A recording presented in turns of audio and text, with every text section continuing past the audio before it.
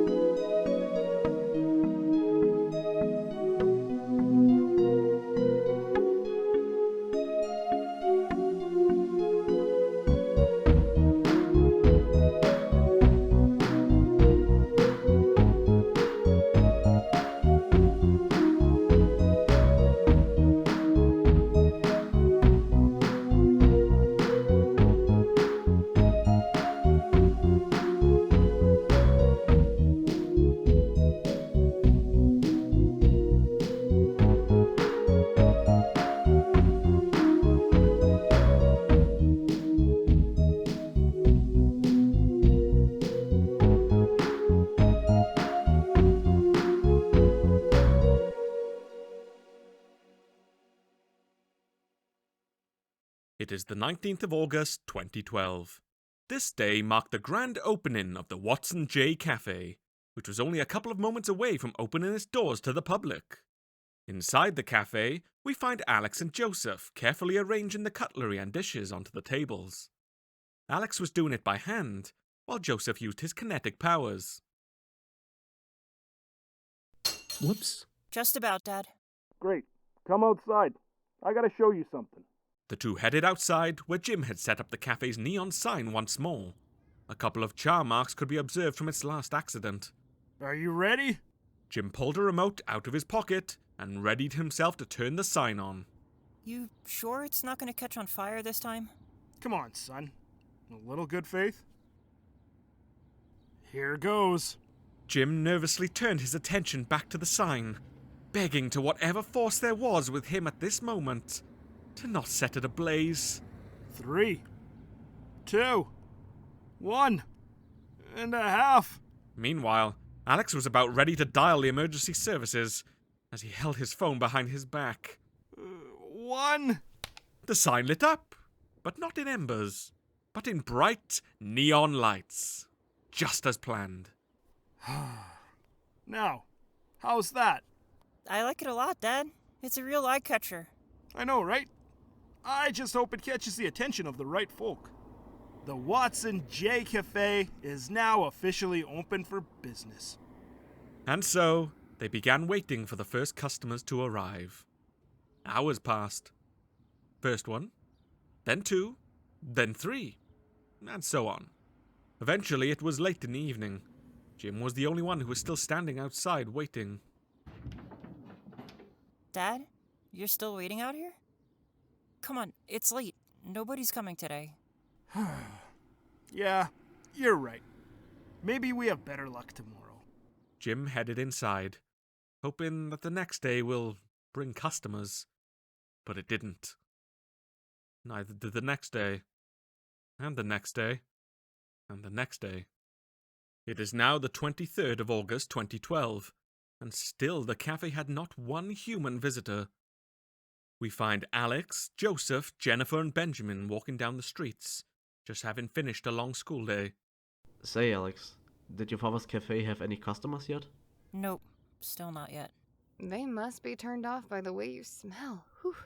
Excuse me? You heard me right.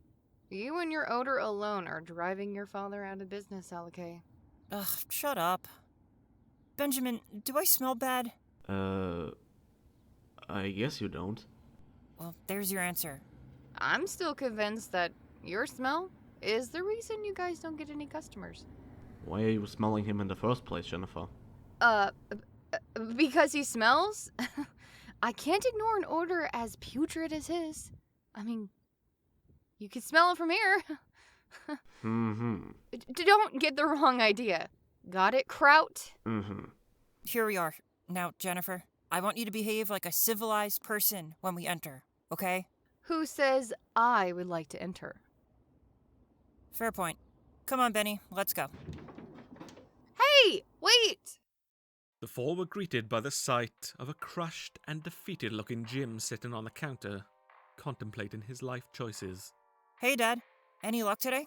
Sadly, no. Still no one. The only customers that we get are the ants that are attracted by the smell of the muffins. A small collection of ants carrying a muffin and a $5 bill headed over to Jim. Jim took the bill and gave the ants their change, before they then left. At least they pay well. Maybe what this place needs is a bit of advertising. The neon lights alone don't attract people. I need something else. Maybe we could help. We? Are you sure? I don't want to force this on you and your friends too, Alex. Don't worry about it. Besides, you having a good business keeps us both alive, don't it? Yeah, that's true. But what do you have planned? You'll see. I got a few ideas. Would you guys be willing to help me? Sure thing. Of course. Sorry, I can't. I really love to help you, Alain, but my mom wants me to help water the garden. It's a big garden. You must know. Really big. Bigger than your face. It's gonna take a while to get it all done. Days, months, years even. So you must excuse me. Okay, bye, see ya. Do you really think she has a big garden? Everything is possible in this city.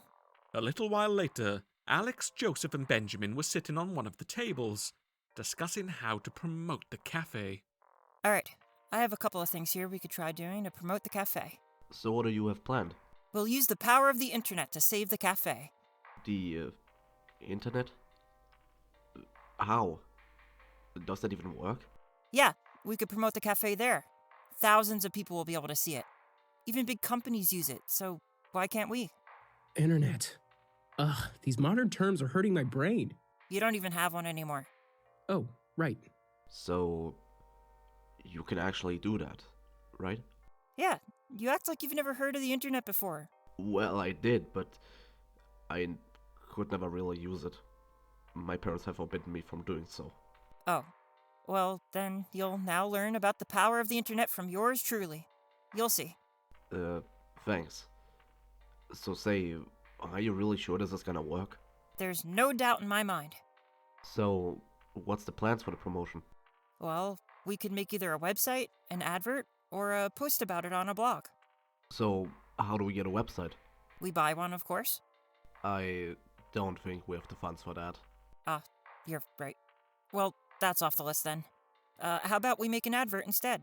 Don't we need a film crew for that? Benny. It's 2012. You don't need a film crew to make an advertisement nowadays. All you need is a phone and a computer with an editing program. Okay.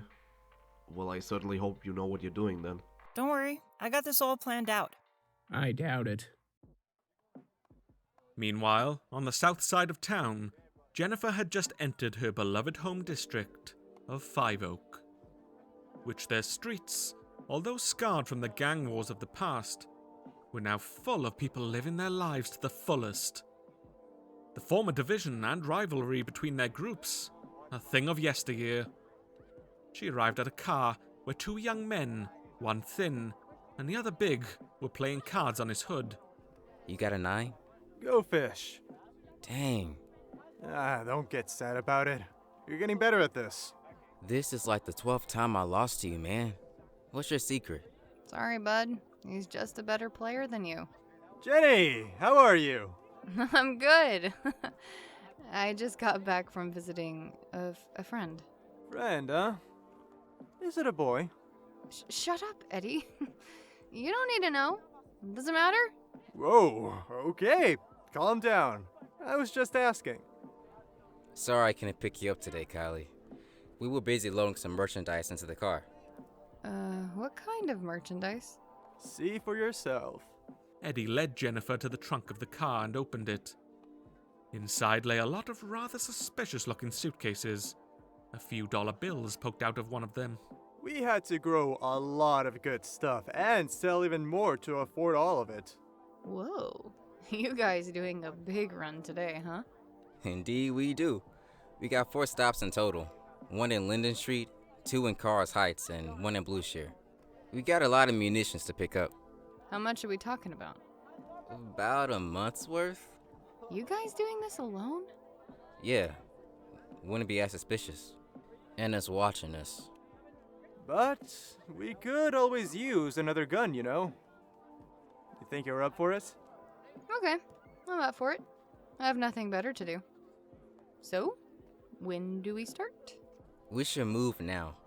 Anna will probably be away in the delivery at night rather than at day. All right. Oh, and remember, Zero. Loser's the driver. I know. Don't have to rub it in, man. The three entered the car and drove off to make their deliveries. We cut back to the cafe, where Alex, Jim, and Benjamin were about to shoot their commercial. Alex and Jim were standing in front of the cafe, each holding dishes with cakes and pies on them. However, a rather big problem arose before they could properly begin. Benjamin, what's taking so long? My arms are about to fall off. I don't know which button to press. The big red one in the middle, dude. God, have you never recorded a video before? I don't. I never even had a phone before. Not a phone? Alexander! Tone! Sorry. Benjamin, you need to press that red button for it to start recording. Don't worry, man. You're not the only one who doesn't have a clue how this thing works. There. We can start now. Hey, you. Let me ask you a question. Would you like to eat like you're in the 50s? Then don't shy away from coming to Watson J Cafe. There, you'll be served by the man, the myth, the legend himself, Jim Watson, with a smile on his face. What awaits you is delicious pastry, a welcoming and relaxing atmosphere, and that feeling of nostalgia for a time most of you didn't even live in. So come to the Watson J Cafe, Treptow Street 5, Candrid, Ohio. See you there. You got it? Mm-hmm. Open from Monday to Friday from 10 a.m. to 6 p.m. and on weekends from 8 a.m. to 4 p.m. We are not responsible for emotional damage you may experience during your stay. Wow. That was, quite something. Oh, we cut to Alex presenting the finished commercial to his father and friends on his laptop. So, what do you guys think? Simple and effective. I like it. How many people are gonna see this again? I didn't say it was bad. I was just asking. Oh, sorry. Millions. Millions? And now, we upload the video on this blog I found and we're set. What kind of blog is it? It's a... Alex's heart sank as he noticed which blog he just posted on. It was an 18-plus homework folder blog. Oops. Wrong tab. There we go. And now we wait. Thank you, Alex. I hope this will get the cafe out there. But if I really am to serve millions, I'll need help. Say, you two, how about a part-time job? I'll pay you well if we get many customers. Alex and Benjamin smile at each other. We return to Jennifer and her friends driving down the roads of Candrid. Rather fast, mind you. Too fast. Second delivery was a success. Not a freedom fighter in sight.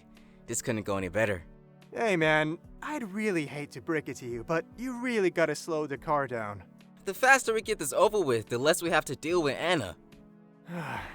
Starting to think I should have let you win. Relax, man. I got this. You know that I'm a good driver. Yeah, a good getaway driver. Shoot! Pull over and stay calm. If they figure out what's in the trunk, we're really in for it.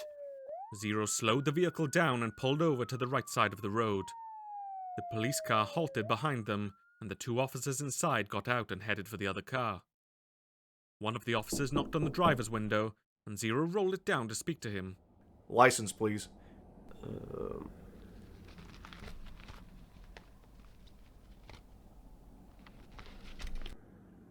Were you aware of how fast you were driving, kid? No, officer. 12 miles per hour over the speed limit. Are you under the influence of alcohol or other drugs? No. Police blow in here once.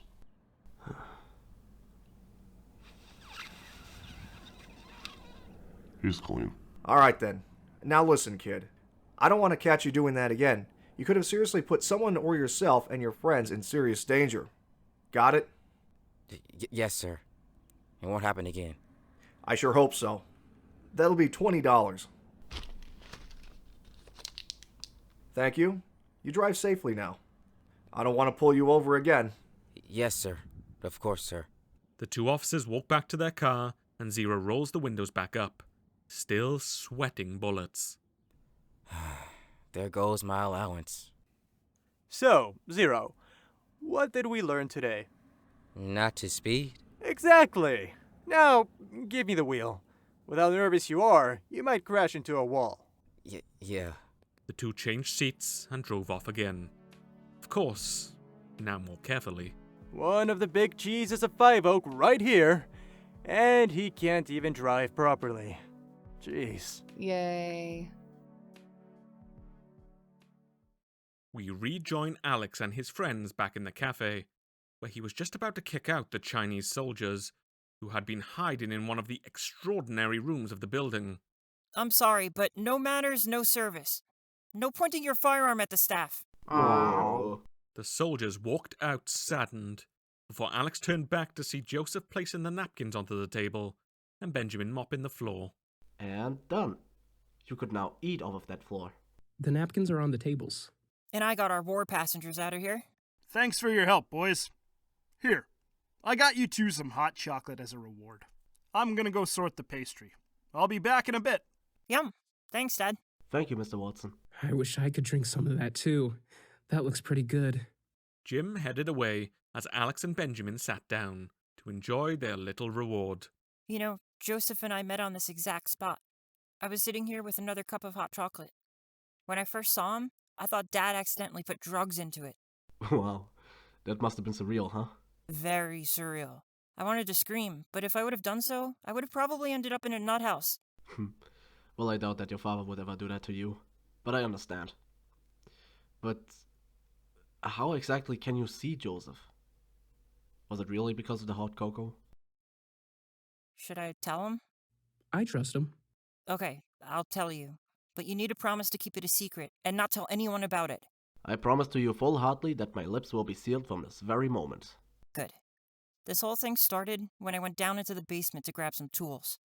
I unfortunately knocked down an entire cupboard, and with it, an entire wall. Oh. To my surprise, the hole I made into the wall led me into some kind of panic room.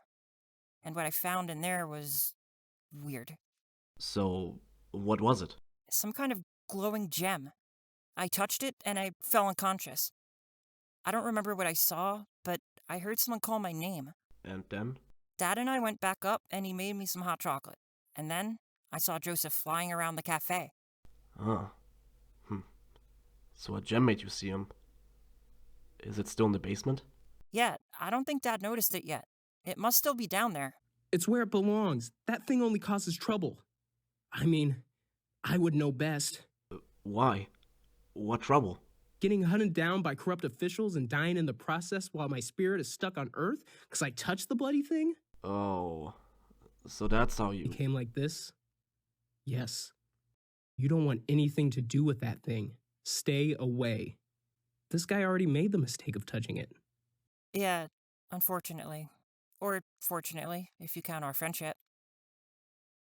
What about you, Benjamin? How come you see me? Did you touch a glowing gem too?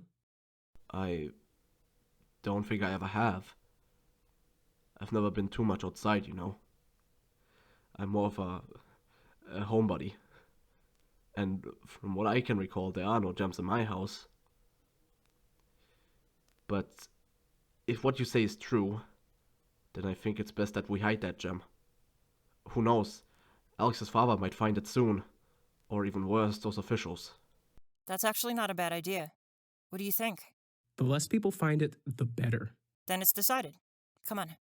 Alex and Benjamin stood up and walked into the basement, Joseph in tow. Here we are. I hope Dad hasn't found it just yet. Oh wow. Looks like someone must have been preparing for the apocalypse. I know, right? I don't blame anyone who had one of these things.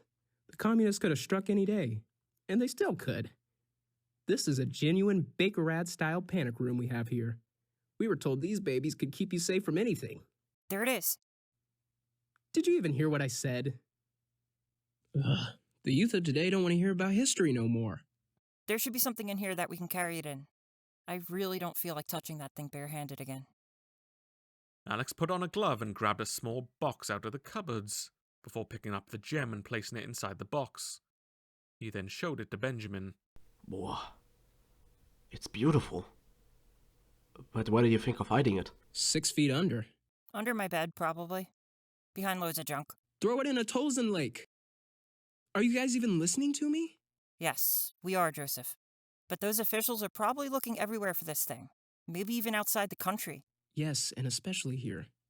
They know I'm here, Alex, and they suspect the gym to also be here. And who knows? Maybe one day you will have a surprise visit, if you catch my drift. Well, if you say it like that. Any ideas, Benjamin? Perhaps I could bury it in the rubber band's garden. If these officials are looking for the gem specifically here, it may be in our best interest to move it. Well, it's an idea. Alright, then we're doing this. Just be careful with it, and don't touch it with your bare hands. Got it? Remember, if you do, your spirit will be stuck on Earth forever. And don't show it to anyone, okay? Understood. I'll be careful and I'll shut my mouth about it. I promise. Alright then, that's that. Okay, then let's not waste any more time.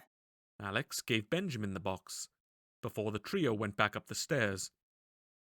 To their surprise, they found that Sofia, Ricky, and another girl had entered the cafe.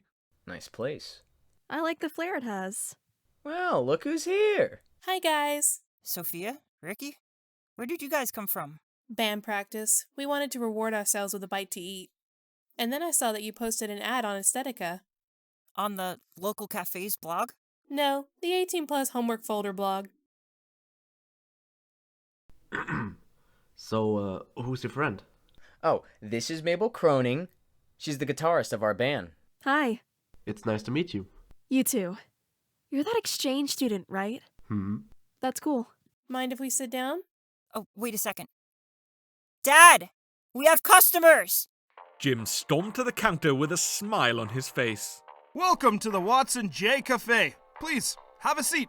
Sophia, Ricky, and Mabel went to take their seats, as Benjamin quietly put the gem into his rucksack. Alex, meanwhile, gave the three the menu cards and took a notepad and pen out of his apron. What would you like to order? I'll take a slice of strawberry cake. Buttercream pie, please. I'll take a slice of chocolate cake, if that's alright. You got it. That'll be $6, please. I got this one. Here, dude. Thank you. He then went over to his father to deliver the note, who in turn placed the requested pastry onto some plates before giving them to Benjamin, who headed back to the table. Here you go. Please enjoy. Thank you. Thanks. By the way, come closer, Benjamin. The uniform suits you well. Here's a little extra just for you. Ooh, $5 tip. Not bad, Benny boy. Alex, can you give him a pat on the shoulder for me? This is good. Good. It's delicious. My compliments to your father. Meanwhile, in the district of Blueshare, Jennifer and friends were about to make the last delivery. Yep, I got this one. I ordered something special from this courier. You guys keep an eye out. I'll be right back. Eddie got out of the vehicle, went to the trunk, and took out a suitcase and a small baggie with, let's say, a green substance that is most popular with college kids. He then closed the trunk and headed for the tree line, away from public peepers. Candy bars. Candy bars. A courier bearing a big box stepped out of the shadows. What's your most popular flavor? Strawberry. I'll take it. Here's your payment. They exchanged their goods, not aware of the squad of Anna freedom fighters and liberators had become aware of their car and began growing suspicious of it. Zero, I think we got company. Oh no. The courier handed Eddie a deck of superhero trading cards. Here's your tip. Here's a little extra for you too. Eddie gave her the baggie in return. Thanks. Stay safe now. You too. He then hurried back to the car as the courier disappeared into the tree line again. Jennifer and Zero were making panicking hand signals to him, catching Eddie off guard. Not long after, he spotted the Anna squad, slowly closing in on the car. Dang it! As fast as his big body allowed him, he sprinted back to the car and entered it. He gave Zero the box and was just about ready to drive off. But it was too late. The Anna members had surrounded their car. A liberator knocked on the window. Eddie then rolled it down slowly. Can I help you? Well, indeed you can, my friend. Indeed you can. We're sorry to interrupt your little joyride, but I think you got something we need. You see, we're kinda running low on ammunition, and I would like to ask you if we could have some of yours. Or even better, all of it. Ammunition? What ammunition? We're delivering toys to sick children. Is that so? Well, then open up the box and show me the toys. Or do you got something else hiding in it? But we're quite in a... I said open the box. So you want it like that, huh? Right then. Check the trunk. See what they're hiding. We got something, boss. Well, a whole lot, actually. This stuff would last for about a month. Huh. Well, if that ain't a surprise. Call it in. Now look, this can go two ways. You can either A, give us the ammunition in your trunk and in the box, and help the revolution fight the tyrants oppressing you. Or B, we will tear your car and you apart and take the ammunition by force. You got 2 minutes to decide. Choose carefully. Hey, Golly, you got some sugar? Jennifer looked down. Under the front seat sat a box. About 5 cups worth? I'll give you some later. Do you think we could get some salt from a friend? If you play music, sure. What about you, Eddie? Yeah, I'd like to go for some spice. Go ahead, then. What are you talking about in there? About your face! Now! Eddie revved up the engine and drove forward, shoving the Anna members up front out of the way. They started opening fire in return as the car drove off. Some of the ammo boxes flying out of the trunk and onto the street. Jennifer and Zero take out their BB pistols, opened their windows and returned fire. In front of them, an Anna car came speeding their way and blocked the road, the inhabitants getting out quickly to open fire on the trio. It's a heckin' ambush! Jennifer, firebombs, now! Jennifer pulled out the box from under the seat, revealing it was filled with firebombs. She then handed one of them to Zero, who got out a lighter and lit the bomb before throwing it towards the car in front. The Anna members scattered as the bomb landed on their car. Eddie then managed to spin the car around 180 degrees before driving back to their starting point, the first squad still firing relentlessly at them. Then, another car appeared, also blocking the road, as the reinforcements got out to support their allies. Honk, Eddie! Honk! Eddie complied, and seconds later, a flare shot up into the sky. Help was on its way. Woo! Here comes the cavalry! Don't stop! We got them right where we want them. Keep those commies occupied. Jenny, aim for that car! Jennifer readied her firebomb, and as Eddie turned the car once more, she threw it at the other car, making the ones taking cover behind it flee. The car then raced back up front, as the car there was hit by a firework rocket. Alles klar! Gehen wir, los! Ich hab ihn! The freedom fighters there were shocked to see Jaeger units approaching their position with Panzermorden 09 and scoped GBBB rifles. One of the Jaeger readied his Panzermorden and shot a rocket towards the enemy troops, who began running for their dear lives. The car turned around one final time. Eddie now, too, was firing with his pistol at the enemy troops as the Jaeger advanced forward.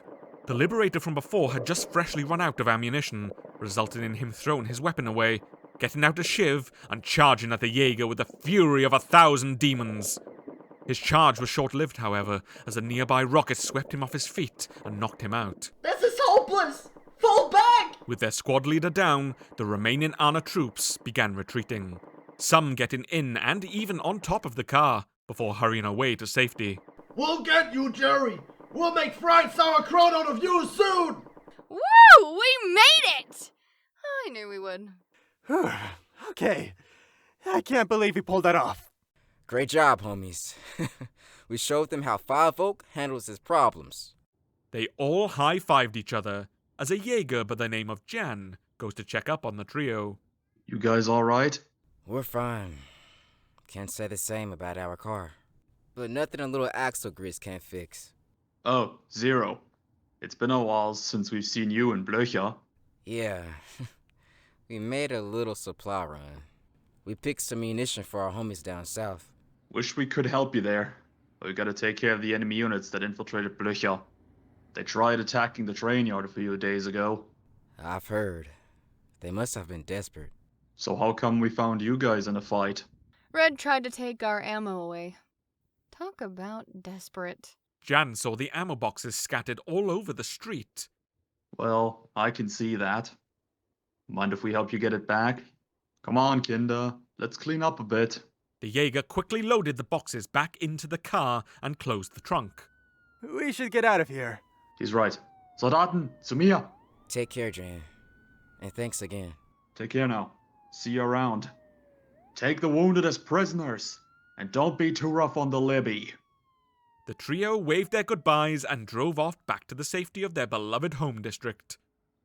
There they arrive at a chop shop and park their vehicle. Zero, my man. How did it go? Hey, Eli. Well, as you can see, it didn't go too well for our car. Ah, jeez. Did you guys get into trouble? And a patrol caught us red-handed. Yeah, but we kicked their butts. Think you can fix it up? No problem. Me and Jason will give it a new coat of paint, and it'll be as good as new. Thanks, homie. Appreciate it. Are you guys planning on going anywhere else today? Getting a bite to eat would be wonderful. All that action made me hungry. Where do you guys want to go? Anywhere. As long as it's not Hare Hunt's home cooking.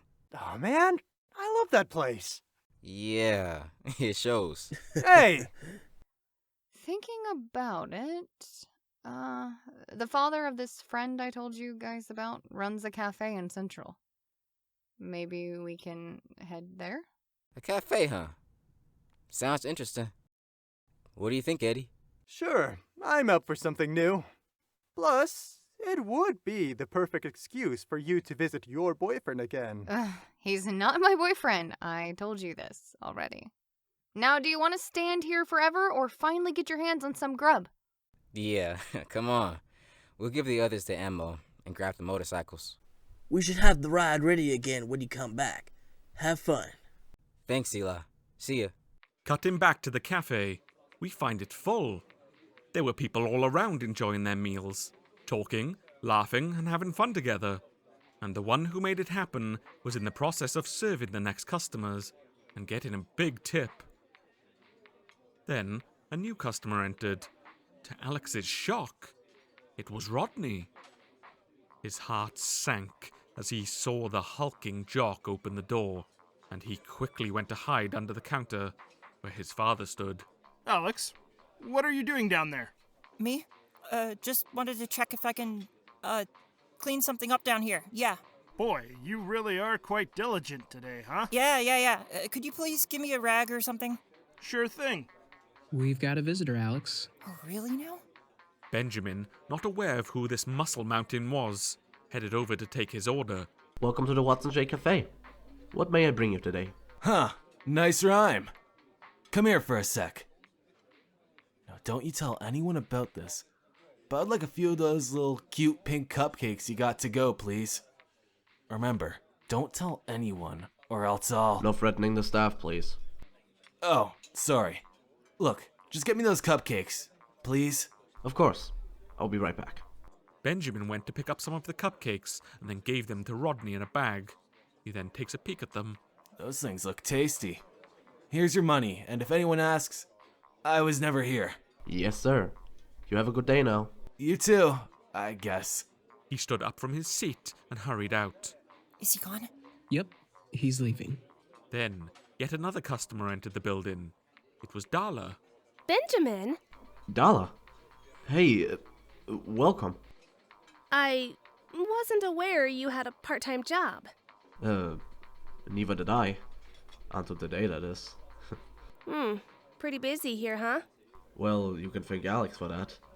He accidentally advertised a cafe on some 18-plus adult internet thingy. But, I guess it must have worked out. I mean, there's quite a lot of people here, right? Anyhow, what brings you here? Theo wanted to have a date here. I'm a little early, as you can see. Oh, really? Well, then I'm gonna give you two lovebirds the best seat in the whole cafe. Oh, thank you. Come on, it's right this way. He led her to a free table and gave her a menu card. Gee, I don't know what to pick, really. Say, what do you like? I guess the strawberry cake. Then I'll have that. Okay, coming right up. He wrote down her order and then headed to Jim. I need one slice of strawberry cake, Mr. Watson. Sure thing. Here you go, Benjamin. Thank you, Mr. Watson. Please, kid. Call me Jim. Oh, sorry. Well, thank you, Jim. Benjamin picked up the plate and headed back to Dala. Joseph watched the two, who immediately began chatting with each other like old friends. What do you think? Love at first sight? Alex rolled his eyes and left Joseph alone. Wow, dude, way to kill the buzz. Then, Jennifer and her friends entered the cafe, a fact the patrons become aware of too. Yo, Alain, I brought some friends over. Can we get a seat? Next time, be a bit more civilized. Excuse me, could you please lead us to a free seat? Sure thing. Follow me, please. Looks like you guys got this place running fairly well. Did you take a shower finally? Ugh. You must be that guy Kylie told us about. Jennifer blushed lightly and looked angrily at Zero. Bradley Davis. Everyone calls me Zero. And you are? Oh, Alexander J. Watson. Nice to meet you. The pleasure's all mine. This fella here is Edward Johnson Jr., or better known as Eddie. Alex? Eddie? And I think you already know Kylie. Dang it, Zero. Stop calling me that in front of this dork. Kylie, huh? What would you guys like to order? I'll have a vanilla pie. 3 Boston cream donuts with extra cream. Give me 2 blueberry muffins. Alrighty then, I'll be right back. Alex headed to the counter. He looked over at Benjamin, who was still in conversation with Dala. He couldn't help but smile as he saw his friend being truly happy and conversing with another human being, despite his shyness. However, that short moment of happiness and peace would not last long, as Theo entered the cafe with flowers in hand and immediately took note of this thing. This homewrecker talking to his beloved sweetheart Dala. Alex froze in place as he could only watch Theo stomping over to Benjamin and grabbing him by the neck. I warned you, Kraut! I told you to stay away from my girl! He threw Benjamin against the wall and began punching him. Hey, you! Stop this right now! It doesn't concern you, sir! Back back off! Leave him alone! Theo then pushed Jim to the ground with all his might, causing Jim to hit his head on one of the tables before falling to the ground. You probably poisoned her, didn't you? Alex, we gotta do something. Get yourself to the ER, Alex? sweetie.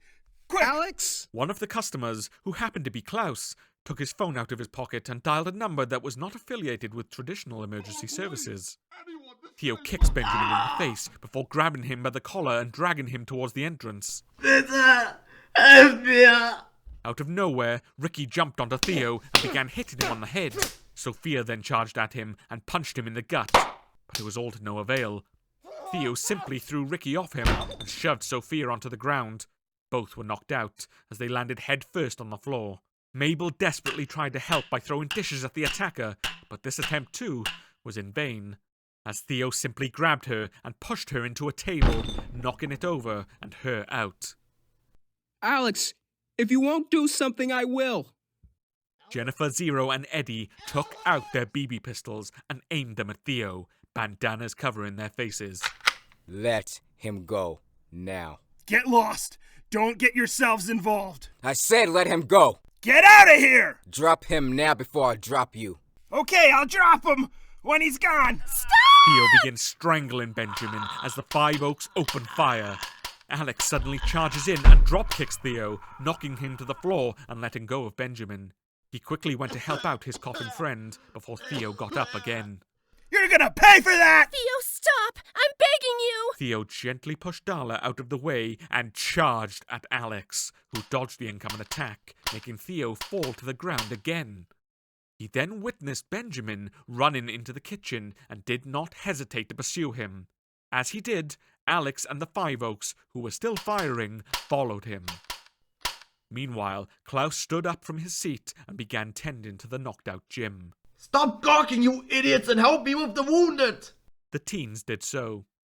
In the kitchen, Benjamin was on his way to grab a frying pan out of one of the cupboards, and then Theo entered. There you are, you swine! He charged at the beaten boy, deciding that enough was enough. Benjamin charged too, his blood boiling and his grasp tightening on the panhandle. With the force of unrelenting wrath, he hit Theo so hard that he knocked him out cold, finally ending his rampage. Benjamin fell on his knees, and then he collapsed. Alex and the Five Oaks were just arriving in the kitchen, just as two Heer Soldaten armed with Beiser SMGs entered the building. Alles klar, Klaus. Where do you need us? He ran into the kitchen. Take him out! They run into the kitchen, where they find the knocked-out Theo, Zero and Eddie keeping their eyes on him, and Alex and Jennifer carrying out the hurt and crying Benjamin. Thank you. Thank you. It's gonna be alright, man. It's gonna be alright. Stabsgefreite Detlef and Markus reporting.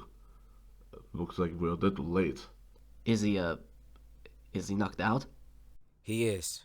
Good to see you guys. We'll take it from here. Thanks for the support. We're gonna tie him up until the real police arrives. Go ahead, but make sure to use extra strong rope. Zero and Eddie left the kitchen, just as Dala entered, her eyes red from the tears she was crying. She couldn't believe what had just happened. How could the love of her life do this to so many people?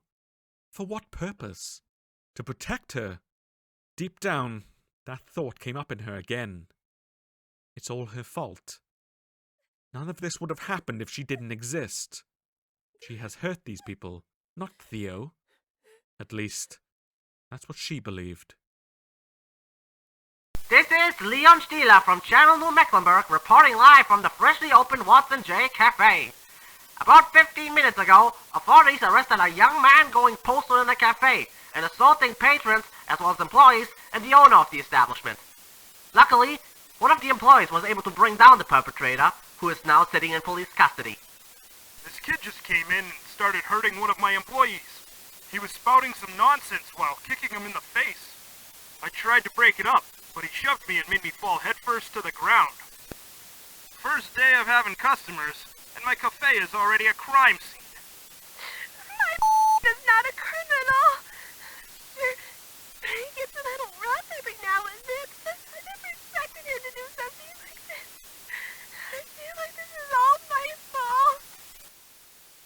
At first, I was so shocked.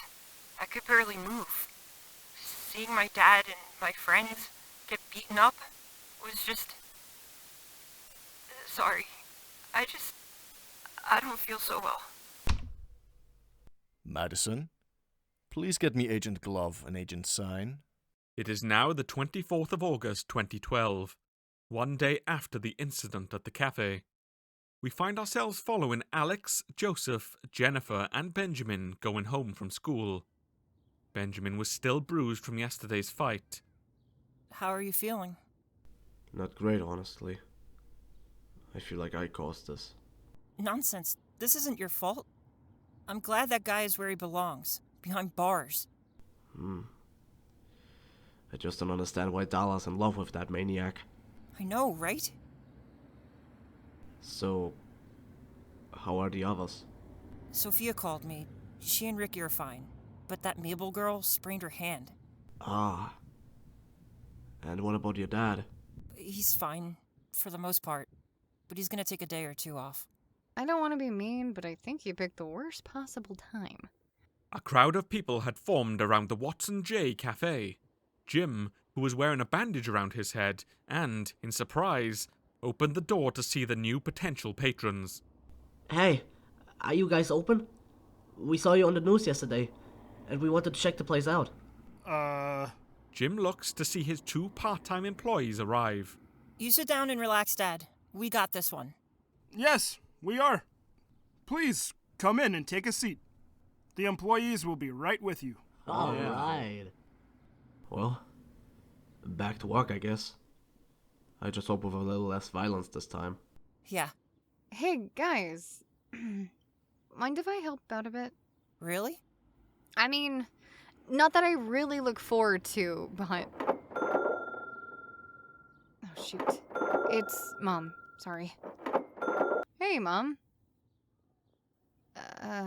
Oh. Sorry. The garden.